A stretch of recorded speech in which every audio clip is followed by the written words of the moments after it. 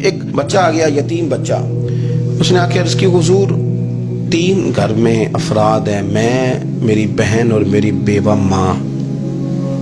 والد حضور چلے گئے اور آج نا 3 دن ہو گئے روٹی کوئی نہیں کھائی.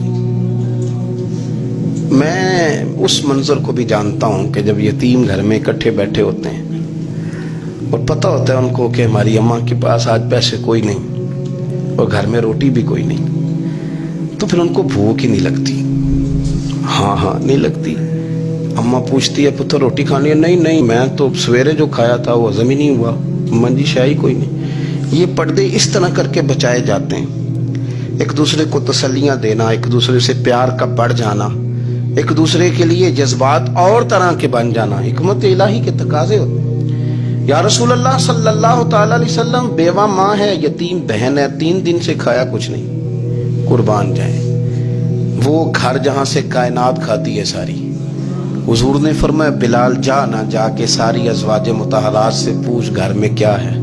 حضرت بلال کہتے ہیں میں سارے گھاری پوچھ آیا، ٹٹول آیا، ٹوٹل 21 کھجوریں نکلی.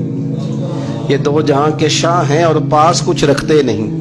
2 جہاں کی نعمتیں ہیں، ان کے خالی ہاتھ میں حضور کے سارے گھر کو میں ڈھونڈ 21 کھجوریں نکلی تو لا کے میں نے پیش کر دی تو حضور نے ڈائریکٹ اس کو نہیں دی، نبی پاک نے اپنے ہاتھ پہ رکھ لی.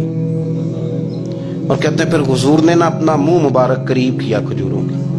صحابہ خود فرماتے ہیں کہ یہ جو حضور نے منہ مبارک قریب کیا نا تو نبی پاک برکت کی دعا کر رہے تھے. 21 کھجوروں پہ برکت کی دعا ہوئی. حضور نے اس بچے کو بلایا، تھپکی دی، فرمایا لے جا 7 تیری 7 تیری بہن کی. انہیں معمولی نہ سمجھنا ہو تو حضرت بلال کہتے ہیں حضور 3 بھی دے دینا کبھی تو 30 سال ختم ہی نہیں ہوتی. 30 سال گزر جاتے ہیں، نکالتے رہو کھاتے رہو، ختم ہی نہیں ہوتی. حضرت سیدنا ابو ہریرہ رضی اللہ تعالیٰ عنہ فرماتے ہیں حضور نے فرمایا 7 تیری 7 تیری بہن کی 7 تیری والدہ کی. اور 7 حضور نے اور بھی تلقین فرمائی، فرمایا ایک سویرے کھایا کرنا، ایک شام کو کھایا کرنا. یہ لے جا. حضرت سیدنا بلال حبشی کہتے ہیں رضی اللہ تعالیٰ عنہ کہ بچہ لے کے جب باہر نکلا تو حضرت سیدنا معاذ ابن جبل دوڑ کے گئے اور جا کے بچے کے سر پہ شفقت سے ہاتھ پھیرا. کا فکر نہ کرنا، رب کریم تجھے بہترین سرپرست عطا کرے گا. پتر پریشان نہ ہونا، اللہ تیری مدد کرے گا. صرف حوصلہ دیا، سر پہ دست شفقت پھیرا. بچہ چلا گیا تو حضور نے فرمایا معاذ ادھر آؤ نا ذرا. یا رسول اللہ حکم ہو. فرمایا کس چیز نے تمہیں اٹھایا بچے کے سر پہ ہاتھ رکھنے کے لیے؟ کس نے تمہیں کہا؟ کس چیز نے تمہیں اٹھایا جو تم بچے تک پہنچ گئے؟ عرض کی یا رسول اللہ وہ جو میرے دل میں اللہ نے یتیم کے لیے رحمت رکھی ہے نا اس نے مجھے اٹھایا تھا.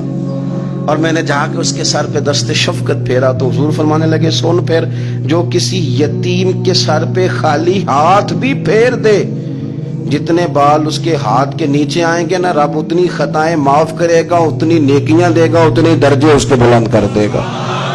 خالی دست شفقت ہی پھیر دے. دینا دلانا تو بعد کی بات ہے، اس کا خیال رکھنا. تو یہ جو ہمارے مدارس ہیں نا میں اکثر بچے غریب ہوتے ہیں لیکن کچھ بچے تگڑے گھروں کے بھی ہوتے ہیں، مالدار گھروں کے بھی ہوتے ہیں. اس میں اگر کوئی ایسا بچہ آ بھی جاتا ہے نا جو یتیم ہے، کمزور ہے، تو وہ اپنے آپ کو محسوس نہیں کرتا کمزور، کیونکہ وہ یہ نہیں سمجھتا کہ میں یتیم خانے میں آیا ہوں. اس کے ذہن میں مائنڈ سیٹ یہ ہوتا ہے کہ میں مدرسے میں آیا ہوں اور میں پڑھنے کے لیے آیا ہوں. اور چونکہ وہ کچھ وزادار بچے، مالدار بچوں کے ساتھ وقت گزارتا ہے، اسی دسترخوان پہ بیٹھ کے کھاتا ہے، اسی کلاس میں سب کے ساتھ بیٹھ کے پڑھتا ہے، تو اس کی عزت نفس مجروح ہونے کی بجائے طاقت پکڑتی.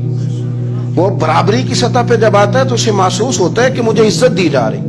اس لیے مدارس اسلامیہ میری نظر سب سے مضبوط جگہ ہیں جہاں مساکین کی، یتیموں کی، غریبوں کی صحیح معنوں میں کفالت بھی ہوتی ہے، تعلیم بھی ہوتی ہے، عزت بھی ہوتی ہے، تربیت بھی ہوتی ہے.